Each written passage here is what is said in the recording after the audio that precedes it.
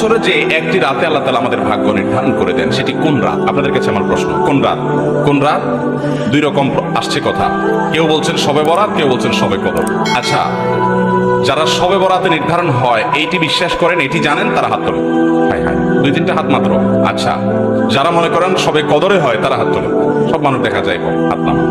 আলহামদুলিল্লাহ, আমরা দীর্ঘদিন থেকে নানাভাবে জেনে আসছি যে শবে বরাতে ভাগ্য ঠিক হয়, ভাগ্য নির্ধারণ হয়। মূলত এটি নির্ভরযোগ্য কোনো কথা নয়। নবী করিম সাল্লাল্লাহু আলাইহি ওয়াসাল্লাম থেকে বিশুদ্ধ কোনো হাদিস দ্বারা এরকম কোনো কিছুই বর্ণিত হয়নি। বরং সূরা দুখান আয়াত নম্বর 3 এবং 4 যদি আমরা পড়ি, তাহলে আমরা নিশ্চিত হই যে আল্লাহ রাব্বুল আলামিন বান্দার ভাগ্য সারা বছরে নির্ধারণ করেন হলো শবে কদরে, লাইলাতুল কদরে। আল্লাহ সুবহানাহু ওয়া তাআলা 3 নম্বর আয়াত সূরা দুখান, সেখানে আল্লাহ বলেছেন, ইন্না আনজালনাহু ফি লাইলাতিন মুবারাকাতিন ইন্না কুন্না মুনদিরিন। এরপর আয়াতে 4 নম্বর আয়াতে আল্লাহ বলেছেন, ফিহা ইউফরাকু কুল্লু আমরিন হাকিম। অর্থাৎ আল্লাহ বলেছেন, নিশ্চয় আমি কোরআন নাজিল করেছি একটি বরকতময় রাতে। আমি মানুষকে সতর্ক করছি এই কোরআন নাজিলের মাধ্যমে, যেন তারা ভুল পথে না যায়। এই কোরআন সতর্ককারী। তো কোরআন নাজিল করেছেন আল্লাহ তাআলা বরকতময় রাতে, এই আয়াতে আল্লাহ বলেছেন। এরপর আয়াতে আল্লাহ বলেছেন, ফিহা, মানে যে রাতে কোরআন নাজিল হয়েছে ওই রাতেই, প্রতি বছর ওই রাতেই ইউফরাকু কুল্লু আমরিন হাকিম, সকল গুরুত্বপূর্ণ বিষয়গুলো ধার্য হয় সে রাতে, যে রাতে কোরআন নাজিল হয়েছে। এবার প্রশ্ন হলো, কোরআন নাজিল কোন রাতে হয়েছে? লাইলাতুল কদরে। আল্লাহ বলেছেন, ইন্না আনজালনাহু ফি লাইলাতিল, কোরআনের আরেক আয়াত বলছে লাইলাতুল কদরে কোরআন নাজিল হয়েছে। তাহলে আমরা জানলাম যে মানুষের ভাগ্য মূলত নির্ধারিত হয় লাইলাতুল কদরে। আমরা শবে বরাতে ভাগ্য নির্ধারণ হয় যেটা জানি, এটা মূলত সঠিক নয়। সূরা দুখানের এই আয়াতের আলোকে কোন মুফাসসির, কোন বিশ্লেষক, আলিম, সম্মানিত আলিম, কোন বিশ্লেষক, মুহাক্কিক বলেছেন যে এটা শবে বরাতে বোঝানো হয়েছে, কিন্তু এটা জমহুরের মত না, সংখ্যাগরিষ্ঠ প্রায় সকল ইমামদের মতলের ব্যতিক্রম। কারণ আয়াতে স্পষ্টই আল্লাহ বলে দিয়েছেন, যেই রাতে কোরআন নাজিল হয়েছে ওই রাতে এটি হয়। আর কোরআন নাজিলের রাত কখনো শবে বরাত নয়, শবে কদর, সেটা আমরা সবাই জানি, কোরআন পরিষ্কার করে বলে দিয়েছে। তাহলে আমরা জানলাম যে ভাগ্য নির্ধারণকারী রজনী হলো লাইলাতুল কদর। শবে বরাত এটি ভাগ্য নির্ধারণকারী রজনী, এ মর্মে একটি রেওয়ায়েত বা একাধিক রেওয়ায়েত পাওয়া যায়, কিন্তু সেগুলো কোনোভাবেই গ্রহণযোগ্যতার মানদণ্ডে উত্তীর্ণ নয়। এর বিপরীতে কোরআনের স্পষ্ট আয়াত রয়েছে এবং সংখ্যাগরিষ্ঠ মুফাসসির এবং কোরআন বিশ্লেষকদের মতামতগুলো রয়েছে যে লাইলাতুল কদরেই আমাদের সারা বছরের ভাগ্য নির্ধারণ হয়। এটি আমরা জানতাম। এরপরে আসুন আমরা আরেকটা বিষয় জানি, সেটা হলো কি করলে আমাদের ভাগ্যে ভালো কিছু আল্লাহ তাআলা নির্ধারণ করবেন। খুব গুরুত্বপূর্ণ প্রশ্ন না? যে আমাদের জীবনে সৌভাগ্যবান আমরা কিভাবে আমরা সৌভাগ্যের অধিকারী হব, ভাগ্য সুপ্রসন্ন হবে কি করলে? আল্লাহ তাআলা তো আগেই নির্ধারণ করে রেখেছেন। আমার এখন কিছু করার আছে কি? এটার জবাব হলো, আমাদের ভাগ্য যদি সুপ্রসন্ন করতে চাই, নসিবে ভালো কিছু লেখা হোক, যদি আমরা চাই আল্লাহর গোলামি এবং আল্লাহর দাসত্ব, আল্লাহর হুকুমগুলো মেনে চলার জন্য সিরিয়াস হতে হবে, এবং যে যত বেশি হতে পারবো তার নসিবে আল্লাহ তাআলা তত ভালো কিছু দিবেন ইনশাআল্লাহ। দ্বিতীয়ত, আত্মীয়তার সম্পর্ক যে যত বেশি ভালো রাখতে পারবে আল্লাহ তাআলা তার জীবনে তত বরকত দিবেন। বরকত এক জিনিস, পয়সা আরেক জিনিস। বরকত এক জিনিস, পয়সা, ভাই পয়সা অল্প কামাইছে, যদি আল্লাহ ওই পয়সাতে বরকত দান করেন, বরকত মানে কল্যাণ, বারাকা, এই বারাকা যদি আল্লাহ তাআলা অল্প টাকায় দান করেন, অল্প রুজিতে দান করেন, দেখবেন যে তার উপকারিতা হিউজ, খরচ করার পর আরো শেষ হচ্ছে না। আর অনেকে অনেক কামাই করছে কিন্তু বরকত নাই, কল্যাণ নাই, দেখবেন যে কেমনে শেষ হয়ে গেছে টেরও পাচ্ছে না, আরো দেনা হয়ে গেছে। আছে না নাই? আমরা তো শুধু কেবল পয়সা চাই। আমি সব সময় বিভিন্ন জায়গায় বলার চেষ্টা করি, নবী করিম সাল্লাল্লাহু আলাইহি ওয়াসাল্লামের শত শত হাজার হাজার দোয়া হাদিসে বর্ণিত আছে, তিনি দোয়াগুলো পড়েছেন। একটা দোয়াও আমি জানি না তিনি আল্লাহর কাছে এভাবে দোয়া করেছেন, আল্লাহ আমাকে অনেক পয়সা দেন, আল্লাহুম্মা ইন্নী আসআলুকা কাসরাতাল আমওয়াল। কোন দোয়া নাই এরকম যে আল্লাহ অনেক পয়সা দেন, আল্লাহ অনেক জমি জমা দেন, আল্লাহ অনেক ব্যাংক ব্যালেন্স দেন। এটা নবী সাল্লাল্লাহু আলাইহি ওয়াসাল্লাম কখনো চান নাই। কি চাইছেন? আল্লাহুম্মা ইন্নী আসআলুকাল আফিয়া, আল্লাহ আপনার কাছে শান্তি চাই। কি চাই? পয়সা চান না শান্তি চান? পয়সা চান না, এ তো দুদুল্য মনে হয়ে গেল। আবার বলেন, পয়সা চান না সুখ চান? তার মানে সুখ হলে পয়সা না হলেও চলবে, রাজি? আচ্ছা, আমি তাহলে দুটো অপশন দেই। আল্লাহ যদি আপনাকে এখন দুটো অপশন দেন, একটা অপশন হলো তুমি একটা ভাঙাচোরা কুড়ের ঘরে থাকবা, যে একটু বৃষ্টি হলে জবজব করে পানি পড়বে, শীতের সময় কনকনা ঠান্ডা বাতাস ঢুকে পড়বে, ওইটার কোনো সেফটি নিরাপত্তা থাকবে না, যে কোনো সময় চোর ঢুকে করতে পারে, এরকম একটা কুড়ের ঘর তোমার নসিবে থাকবে, এর বেশি তুমি পাবে না। এটা থেকে তোমার মৌত হয়ে যাবে, এই ঘরে তুমি সারা জীবন টাকা দিতে হবে ছেলে মেয়ে নিয়ে। আর ইনকামের জন্য কোন রকম একটা রিক্সা, একটা ভ্যান বা এরকম ছোটখাটো কিছু থাকবে, নাও থাকতে পারে, কিন্তু তোমাকে সুখে রাখা, শান্তিতে থাকবে। এটা একটা লাইফ, একটা অপশন পাইলেন। এবার আসেন অপশন নম্বর 2, তোমাকে 100 কোটি টাকা দেওয়া হবে, গাড়ি বাড়ি ব্যাংক ব্যালেন্স হিউজ পরিমাণ দেওয়া হবে, কিন্তু সুখে থাকবা কিনা এটা নিশ্চিত বলা হলো না। সুখ হতেও পারে, নাও হতে পারে। আর আগেরটা হলো সুখ নিশ্চিত, কিন্তু ঘর কুলের ঘর আর ব্যাংক ব্যালেন্স তেমন একটা নেই। এই দুইটা অপশন যদি আল্লাহ আপনাকে দেন, কোনটা নেবেন? কোনটা নেবেন? কুলের ঘর। শেয়ানা পাবলিক, কুলের ঘর নেবেন না? এটা এখন ধরে ফেলছেন আমার কাহিনীটা, এই জন্য বলছেন কুলের ঘর। সত্যি সত্যি যদি আল্লাহ রাব্বুল আলামিন আপনাকে এরকম অপশন দেন, এখন হয়তো আমরা বুঝে ফেলছি বিষয়টা আলহামদুলিল্লাহ, কিন্তু সাধারণত কোনো মানুষ যদি এরকম অপশন দেওয়া হয়, বলবো যে আজ সুখ দুঃখ পরে বুঝবো, আগে 100 কোটি টাকা দেন। ঠিক না? ঠিক। আমরা মনে করি পয়সা করি হয়ে গেলে কি হয়ে যায়। হুজুরদের চাইতে এই জিনিসগুলো কেউ ভালো বোঝে না, জনপ্রতিনিধিরাও জানে না। কোনটা? যে অনেক পয়সা করি হইলেও সবসময় সুখে মানুষ থাকতে পারে। কত মানুষ কত পয়সার মালিক, কত মানুষ কত বড় বড় চেয়ারের মালিক, কত মানুষ কত বড় বড় ক্ষমতার মালিক, কিন্তু বেচারার যে কি দুঃখ, তার যে কি কষ্ট, তার যে কি যন্ত্রণা, তার যে কি জ্বালা, তার যে কি আযাব, সেটা মনের দুঃখটা একান্ত মানুষ মনে হুজুরদের কাছে বলে। আবার আমরা হুজুররা এরকম শত শত মানুষের হিস্ট্রি জানি, যে মানুষটাকে আমরা জানি যে সাধারণ মানুষ, মাশাআল্লাহ, কোন রকম নুন পান্তা খেয়ে বিরাট করে স্বস্তির একটা নিঃশ্বাস ফেলছে, আলহামদুলিল্লাহ খুব সুখে আছি ভাই, কোনো অভাব নাই। আমি প্রায় সময় বলি, 4 তলা বিল্ডিং করার পর 6 তলার পারমিশন পাইছি, 6 তলা করছে, বা 6 তলার পারমিশন 5 তলা করছে, টাকার অভাবে 5 তলা করার পরে রড বাইর করে রাখছে। আছে না নাই?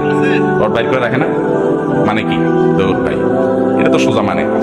এর মানে হলো আরেক তলা করবো ঠিক আছে, কিন্তু পয়সা নেই। পয়সা থাকলে করে ফেলতো, মানে কিছু একটার অভাব আছে, কিছু একটা কি আছে অভাব, মানে এখন করার তৌফিক নাই, কিন্তু আমার করার দরকার। তার মানে লোকটাকে ভাবি না অভাবী, ভাবি না অভাবী, তার মানে লোকটার অভাব আছে।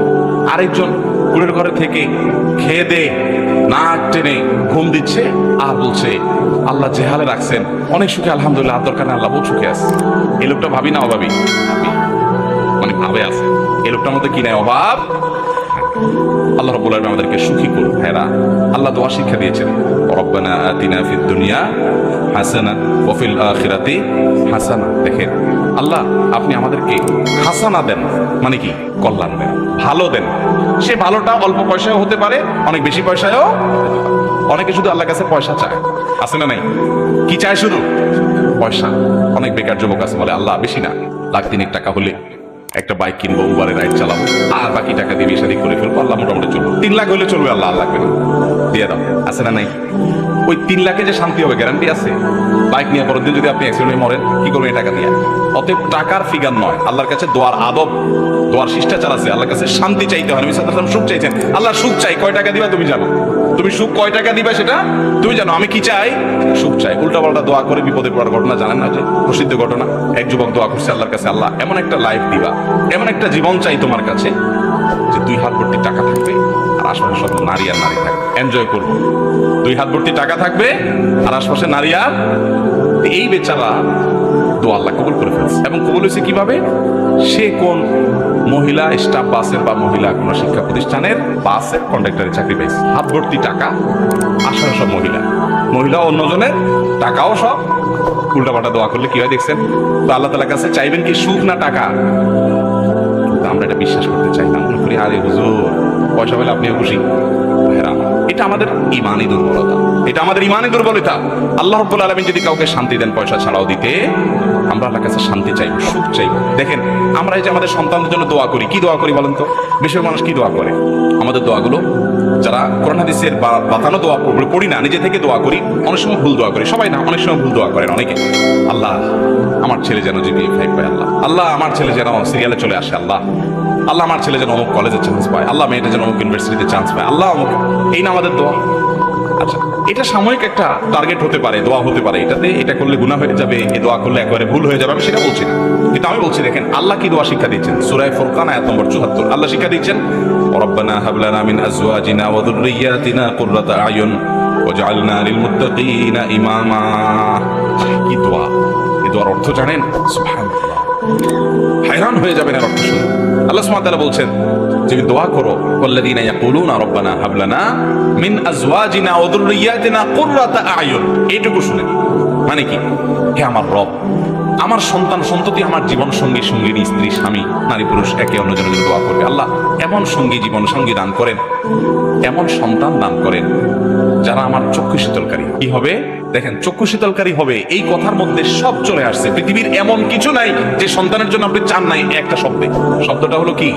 নয়ন জোড়ানো সন্তান, চক্ষু শীতল করা সন্তান। যারা যাকে দেখলে আমার চোখটা শীতল হয়ে যাবে, অন্তরটা জুড়াইয়া যাবে। এই নয়ন জোড়ানো চোখ শীতল করা সন্তান, এর মানে হলো এই সন্তান এমন সন্তান চাই সব দিক থেকে পারফেক্ট হবে। কারণ আল্লাহ আপনাকে একটা সন্তান দিয়েছেন ফুটফুটে সুন্দর, হ্যান্ডসাম, দেখতে মাশাআল্লাহ খুব সুন্দর, কিন্তু ছেলেটা অন্ধ। আপনার অন্তর জোড়াবে? আপনার দিল ঠান্ডা হবে এই বাচ্চা দেখলে যে আমার ছেলেটা এত সুন্দর কিন্তু সে চোখে দেখতে পায় না। আপনাকে আল্লাহ তাআলা একটা ছেলে দিয়েছেন না, চোখেও কোনো সমস্যা নাই, তার সকল অঙ্গ প্রত্যঙ্গ ঠিক আছে, দেখতে সুন্দর সুন্দর মাশাআল্লাহ, ফুটফুটে, চোখ কান নাক সবই ভালো, সে বিকলাঙ্গ না, কিন্তু ছেলেটার মেধাটা কিচ্ছু না, একদম বোকাশোকা, কিচ্ছু বুঝে না। আপনার ভালো লাগবে? আপনার চোখ শীতল হবে এই সন্তানকে দেখে? আফসোস হবে না, আমার ছেলেটা কিছু বুঝে না? আল্লাহ তাআলা আপনার সন্তানকে সুস্থ রাখছেন, আবার বুদ্ধি শুদ্ধিও দিচ্ছেন, দেখতে শুনতেও ভালো, কিন্তু ছেলেটা অমানুষ। কি বলেন? একে দেখলে আপনার দিল জোড়াবে? আবার ছেলেটা দেখতে শুনতেও সুন্দর, চোখ মুখ সব ঠিক আছে, আবার বুদ্ধি শুদ্ধিও আছে, আবার সে অমানুষও না, ছেলে হিসেবে মানুষ হিসেবে খুব ভালো, ভদ্র, আপনার কথা শুনে সবই ঠিক আছে, কিন্তু তার জীবনে কোনো উন্নতি বরকত নাই, পয়সা করি নাই, চাকরি বাকরি নাই, বেকার, কষ্টে দিনাতিপাত করে। এই ছেলেকে দেখলে আপনার ভালো লাগবে? ছেলের অবস্থা দেখলে আপনার ভালো লাগবে? আপনি এরকম কত পয়েন্ট বলবেন? আপনি 200 পয়েন্ট বলতে পারেন, একটা থাকে আরেকটা থাকে না। আমাদের মন খুশি হয় যে আমার ছেলের সব আছে, এটা নাই। আল্লাহ সুবহানাহু ওয়া তাআলা এমন এক শব্দ শিখিয়ে দিয়েছেন, কারণ আল্লাহ তো জানেন যে কিভাবে দোয়া করতে, নিজে শিখিয়ে দিয়েছেন, রব্বানা হাব লানা মিন আজওয়াজিনা ওয়া যুররিয়াতিনা কুররাতা আয়ুন। আল্লাহ আমার জীবন সঙ্গী, আমার সন্তান এমন দান করেন যে তাকে দেখলে আমার চোখ, আমার নয়ন কি করবে? শীতল হয়ে যাবে, জুড়ে যাবে। তাহলে চোখ শীতল হওয়ার জন্য সব দিক থেকে পারফেক্টনেস লাগবে। তারপরে সব দিক থেকে, মোটামুটি সব দিক থেকে আমার সন্তান দেখে যেন আমার ভালো লাগে, আপনি সেরকম সন্তান দান করেন। দেখছেন দোয়ার আদব আল্লাহ তাআলা শিখিয়ে দিয়েছেন। উল্টোপাল্টা দোয়া না করে সুন্নাহ সম্মত মাসনুন দোয়াগুলো আমরা বেশি বেশি নিবেদন করবো। আল্লাহ আমাদের সবাইকে তৌফিক দান। আমি আমার বুঝজ্ঞান হয়েছে দেখে এই দোয়া পড়ি, রব্বানা হাব লানা মিন আজওয়াজিনা ওয়া যুররিয়াতিনা কুররাতা আয়ুন ওয়াজআলনা লিল মুত্তাকিনা ইমামা। সবাই আমল করবো তো ইনশাআল্লাহ। এখন কথা হলো যে দোয়ার মাধ্যমে আল্লাহ তাআলা ভাগ্য ঠিক করে দেন। অনেক সময় দেখা যায় আমি দোয়া করছি কিন্তু ভাগ্য ঠিক হলো না, এই যে দোয়াটা পড়ছি কিন্তু সন্তানটা ওইরকম হলো না, তাহলে বুঝতে হবে হয় আপনার দোয়াতে কোনো ত্রুটি আছে, ইস্তেগফার করে দোয়া আরো বাড়াইতে হবে, অথবা বুঝতে হবে যে আল্লাহ সুবহানাহু ওয়া তাআলা আপনাকে এটা দেন নাই, এর চাইতে বেটার কিছু দিবেন ইনশাআল্লাহ। আল্লাহ তাআলা আমাদের দোয়াকে বিফলে যেতে দিবেন না যদি দোয়ার শর্ত আদায় করে আমরা মৌলিকভাবে ঠিকঠাক মতো দোয়া করি। আল্লাহ আমাদের সবাইকে সে তৌফিক দান করুন। ভাইরা আমার, তাহলে তাকদীরের প্রতি ইমানের গুরুত্ব আমরা জানলাম, তাকদীরের স্তরগুলো আমরা জানলাম। আল্লাহ রাব্বুল আলামিনের কাছে আমাদের তাকদীর, আমাদের আল্লাহর ফয়সালা আমাদের জন্য, এটা যেন ভালো হয়, কিভাবে আমরা নিবেদন করব, কিভাবে আশা করব, কি আমল করব, কি করলে আমাদের ভাগ্য সুপ্রসন্ন হবে, সৌভাগ্যের অধিকারী হব, সে আমল জানলাম। এর বাইরে দুরূদ বেশি বেশি করে পাঠ করা, ইস্তেগফার বেশি বেশি পাঠ করা, এগুলো সৌভাগ্যের অধিকারী হওয়ার অন্যতম একটা পূর্বশর্ত। আল্লাহ রাব্বুল আলামিন আমাদের সবার নসিবে ভালো কিছু রাখুন। দুনিয়াতে যা হয় না হয় তার চেয়ে বেশি হলো আমরা যেন আল্লাহর ফয়সালা জান্নাতি হয়ে দুনিয়া থেকে যেতে পারি এবং জাহান্নামের আযাব থেকে যেন আমরা বেঁচে থাকতে পারি, আখিরাতের প্রতিটা বিপদ থেকে, মুসিবত থেকে যেন আমরা বেঁচে থাকতে পারি। আরশে আযিমের মালিক আমাদের সবাইকে সে তৌফিক দান করুন। জাযাকুমুল্লাহু খাইরান ওয়া আখিরু দাওয়ানা আলহামদুলিল্লাহি রাব্বিল আলামিন।